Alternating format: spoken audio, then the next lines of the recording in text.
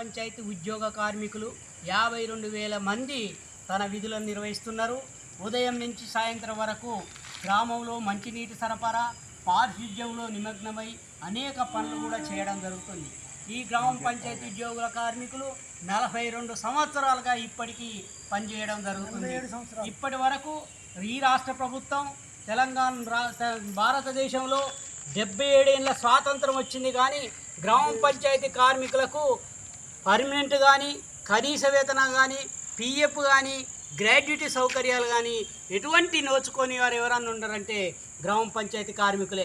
నరేంద్ర మోడీ ప్రభుత్వం, కేంద్రంలోని నరేంద్ర మోడీ ప్రభుత్వం కనీస వేతనాలు అమలు చేయడానికి వెనుకంజ వేసి 49 కేంద్ర చట్టాలను, కార్మిక చట్టాలను 4 కోడిలో విభజించి తీవ్ర అన్యాయం చేసింది. ఇప్పుడు కనీస వేతనం 26,000 ప్రకటించాలని, రాష్ట్ర ప్రభుత్వం కూడా పర్మనెంట్ చేయాలని, కనీస వేతనాలు అమలు చేయాలని మేము అడుగుతున్నాం.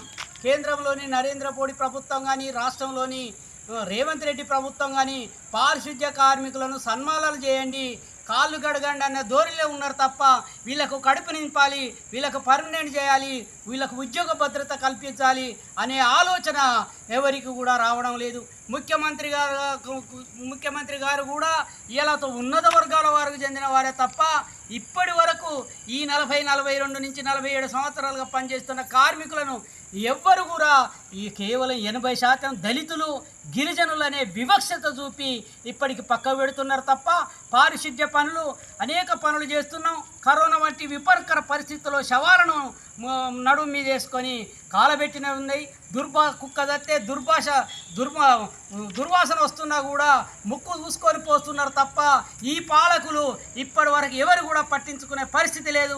ఈ ప్రభుత్వం ఏర్పడితే, గత ప్రభుత్వం సమ్మె చేసినప్పుడు ఈ ప్రభుత్వం ఏర్పడితే కనీస వేతనాలు అమలు చేస్తామని మాట ఇవ్వడం జరిగింది. పంచాయతీరాజ్ శాఖ మంత్రులు సీతక్క గారు మల్టీపర్పస్ వర్కర్ విధానాన్ని రద్దు చేస్తా అని హామీ ఇవ్వడం జరిగింది, కానీ అమల్లోకి తీసుకొచ్చే పరిస్థితి లేదు. ఈరోజు దళితులనే వివక్షత చూస్తున్నారు. తక్షణమే రాష్ట్ర ప్రభుత్వం కనీస వేతనాలు 26,000 అమలు చేయాలి, పర్మనెంట్ చేయాలి. కనీస వేతనాలు అమలు చేయలోపు, పర్మనెంట్ చేసేలోపు మున్సిపల్ కార్మికులకు ఇచ్చే జీవో 60 ప్రకారం వేతనాలు చెల్లించాలి. కారోబార్ బిల్ కలెక్టర్లను ప్రత్యేక స్టేటస్ కల్పించాలి. ఇతర ఉద్యోగులను కూడా అర్హతను బట్టి పర్మనెంట్ చేయాలి. ఇన్సూరెన్స్ సౌకర్యం 5 లక్షలు అమలు చేయాలి. మల్టీపర్పస్ వర్కర్ విధానం వల్ల గ్రామ పంచాయతీ కార్మికునికి ఉడితారై ఉన్నది. ఈ మల్టీపర్పస్ వర్కర్ విధానాన్ని పూర్తిగా రద్దు చేయాలి. దీనికి ఆర్థిక భారం కూడా పడదు. ప్రభుత్వం పునరాలోచించాలి. రేపు రాష్ట్ర ప్రభుత్వం పునరాలోచించి అమలు చేస్తూ ఉంటుంది. ఇవాళ 15 ఆగస్టు